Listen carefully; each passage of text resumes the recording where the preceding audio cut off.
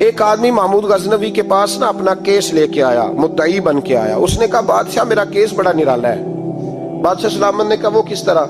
کہنے لگا یہ میرے پاس ایک تھیلی ہے، میں نہ سفر پہ جانے لگا تو یہ تھیلی پوری ہیروں کی بھری ہوئی تھی۔ فلاں علاقے کے جو قاضی صاحب ہے نا، میں جاتی دفعہ میں کہیں سفر پہ جا رہا تھا تو میں ان کے پاس چھوڑ گیا کہ رستہ لمبا ہے، کہیں کوئی مجھ سے چھین نہ لے، ہیروں کی بھری ہوئی۔ کچھ دنوں کے بعد میں واپس آیا ہوں، قاضی صاحب نے مجھے تھیلی واپس کی ہے تو اس میں ہیروں کی بجائے کھوٹے سکے نکلے۔ اب میں نے قاضی صاحب سے کہا ہے تو قاضی صاحب تو میرے گریبان تک آتے ہیں، وہ کہتے ہیں بتا کہیں سے پھٹی ہے، کھلی ہے؟ وہ جس طرح ٹانکے لگا کے تو نے سی تھی اسی طرح لگے ہوئے ہیں کہ نہیں؟ تو حضور لگے بھی بالکل اسی طرح ہے، نہ پھٹی ہے نہ کھلی ہے۔ اب میں لٹ گیا ہوں، میری کل عمر کی کمائی ضائع ہو گئی، کھوٹے سکے کہاں اور ہیرے کہاں؟ تو مہربانی کریں اور آپ کی بارگاہ میں اللہ رسول کے نام پر حلف دیتا ہوں کہ میں ہوں بالکل سچا۔ محمود غزنوی کہنے لگے تو جا، تھیلی چھوڑ جا، اور جب میں تجھے بلاؤں گا پھر دوبارہ آنا۔ وہ شخص چلا گیا۔ محمود غزنوی اٹھے، دربار برخاست کیا، لوگوں سے کہنے لگے چلے جاؤ، میں 3 دن کے لیے سیر کرنے جا رہا ہوں، 3 دن کے بعد لوٹوں گا۔ اکیلے جب رہ گئے نا محمود دربار میں تو محبوب نے چھری منگائی۔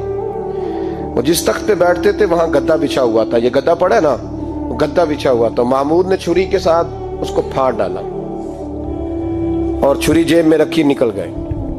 کہنے لگے میرے بعد کوئی میرے دربار والے احاطے میں داخل نہ ہو۔ محمود چلے گئے۔ اب وہ صفائی کرنے والا جب آیا نا، اس نے آ کے دیکھا تو گدا تو پھٹا ہوا ہے۔ اس نے شور ڈال دیا، پہرے دار بھی آ گئے، فلاں صاحب بھی آ گئے، فلاں صاحب۔ اس نے کہا وہ خدا کے بندو، اس کا گدا پھٹ گیا ہے، وہ تو مار ڈالے گا۔ اس نے کہا تھا سوائے صفائی اور نگرانی والے کے دوسرا آئے کوئی نہ، اور یہاں آیا بھی کوئی نہیں، پہلے دن ہی پھٹا ہوا ہے تو لٹکا دے گا سب کو، کیا کریں؟ شور ہو گیا، سارے دربار کے ملازمین اکٹھے ہو گئے۔ ایک بندہ بولا، کہنے لگا فکر نہ کرو، میں کیسے بندے کو جانتا ہوں، اس طرح سیے گا کہ جس نے پھاڑا ہوگا اسے بھی پتہ نہیں چلے گا کہاں سے پھٹا تھا، ایسا بہترین رفو کرے گا کہ پتہ بھی۔ اس نے کہا یار ہم سارے 1 مہینے کی تنخواہ دیتے ہیں، تو بندہ بلا۔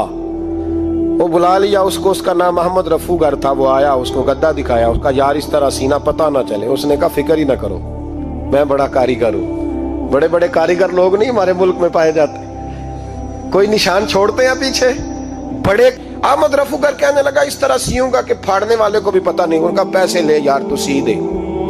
اس نے سی دی، اگلے شام ہی لا کے بچھا دیا گدا۔ تیسرے دن بادشاہ سلامت آئے، آ کے پہلی نظر گدے پہ ڈالی۔ اس نے بلایا سب ملازمین کو، کہا کس نے سیا ہے؟ کہا جناب کیا ہوا؟ کہا یہ پھٹا ہوا تھا۔ کس نے؟ کہا نہیں پھٹا ہی نہیں۔ وہ کہنے لگے بنو بات، میں خود پھاڑ کے گیا تھا، تو بتاؤ صحیح سیا کس نے ہے؟ کہا جناب آپ پھاڑ کے گئے تھے تو بتایا کیوں نہیں؟ فرمانے لگے اسی لیے تو بتایا نہیں تھا کہ تم خود تحقیق کر لو، بلاؤ بتاؤ سیا کس نے۔ تو بلا لیا، احمد رفو گر آ گیا۔ اس کو جب بلا کے سامنے بادشاہ کھڑا کیا، کہا بھئی تو نے سیا ہے؟ کہنے لگا حضور آپ کے سارے ملازم کٹھے ہو کے آئے تھے، میری غلطی کوئی نہیں۔ کہا نہیں یار تو بڑا کاریگر ہے، میں نے اپنے ہاتھ سے پھاڑا تھا پر مجھے بھی نہیں پتا چل رہا کہاں سے پھٹا تھا۔ اچھا یہ بتا یہ تھیلی جو ہے یہ بھی تو نے سی تھی؟ اس نے کہا جی آپ کے خادم کا ہی کارنامہ ہے، وہ فلانے علاقے کے قاضی صاحب آئے تھے، اس میں سے ہیرے نکال کے تو کھوٹے سکے بھرے تھے، تو مجھے بھی تھوڑا سا حصہ ملا تھا۔ محمود نے سارے گواہ بھی اکٹھے کر لیے، ثبوت بھی اکٹھے کر لیے۔ پھر قاضی کو بلایا، پہلے سارے ثبوت اور گواہ کیس حل کر لیا۔ پھر ہمارے ہاں یہ حال ہوتا ہے کہ مدعی 2-3 ہفتے کے بعد خود ہی ہاتھ باندھ جاتا ہے، کہنا تسی میری جان چھڈو، مجرم پھڑو پاوے نہ پڑھو۔ وہ کہتا ہے مجھے معافی دو، میں رہا۔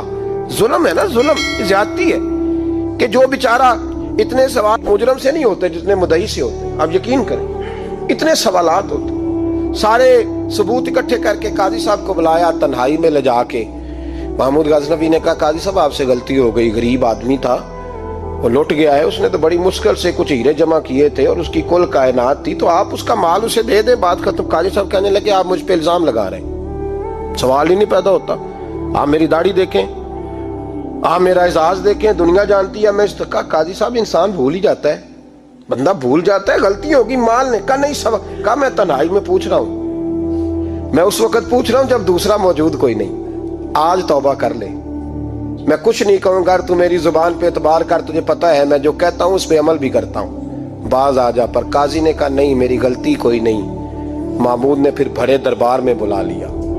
मजमा आम में मोहलत के दिनों में जो तौबा कर ले वो बच जाते हैं, लेकिन लोग रुस्वानियों के दिनों में फिर वापस लौटते हैं अगला घर देख के, फिर हालात और तरह के हो चुके होते हैं। जब बड़े दरबार में काजी को बुलाया, भाई तू मानता है कि नहीं? उसने कहा नहीं। तो कहा बुलाओ अहमद रफूगर को।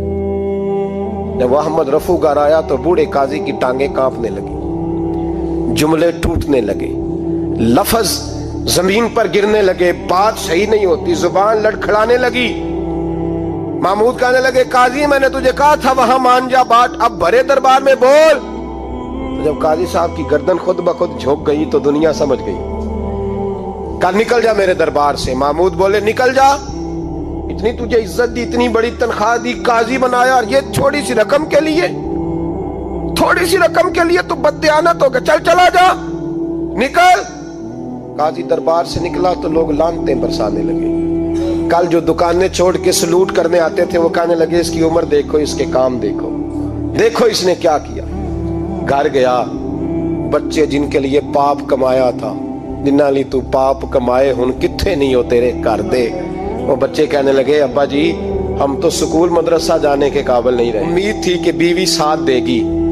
वो कहने लगी मैं मेके कैसे जाऊंगी, गली की औरतें तरह तरह की बातें बनाती हैं। और भाई कामयाबियों के बड़े सरबराह होते हैं, कि कामयाब हो जाए तो सारे कहते हैं मेरी सपोर्ट से हुआ है। नाकामियां हमेशा यतीम होती हैं, नाकामियों का कोई सरबराह नहीं होता। जब तक तो काजी था तो बड़े बात थी, हर बंदा कहता था रिश्तेदार है। रुसवाई हो गई तो वो तेरी आंख हो या संगे मलामत की चुभन, कौन पहुंचा है मेरे दर्द की गहराई तक। दौरे शोहरत में तो यारों ने किया याद बहुत, साथ आया ना कोई कूचे रुसवाई तक। और मियाँ साहब कहने लगे सारी उम्र ही आटा गुद है, मैं लखा कीते नहीं पेड़े, अब वक्त आया ही ते मोहम्मद बख्शा कोई नहीं हूं बैठा नेड़े। हालात ही बदल गए। काजी खामोशी से अंदर चला गया, अपनी रुसवाई समेट के बिस्तर पे लेटा। ना रोटी की भूख लगी, ना पानी की प्यास लगी, ना नींद आई, सारी रात तड़पता रहा। सवेरे घर वालों ने दरवाजा खोला तो रूह परवास कर गई थी, दुनिया छोड़ गया। हजरत अबू नूर अलैहिर्रहमा बोले, फरमाने लगे याद रखो कभी बददियानती ना करना, कभी। ये तो महमूद गजनवी की अदालत थी, कयामत में रब करीम की अदालत लगेगी। और फरमाया वहां तो गवाही देने वाला अहमद रफूगर था, कयामत में तो तुम्हारे अपने हाथ पैर गवाहियां देंगे, हमारा अपना वजूद गवाही देगा। और फरमाया यहाँ तो लानते दुनियादार बरसाते थे, वहां फरिश्ते होंगे। और काजी को तो मौत आ गई थी, कयामत में तो दोबारा मौत भी कोई नहीं आएगी, वहां तो रहना है और सहना है।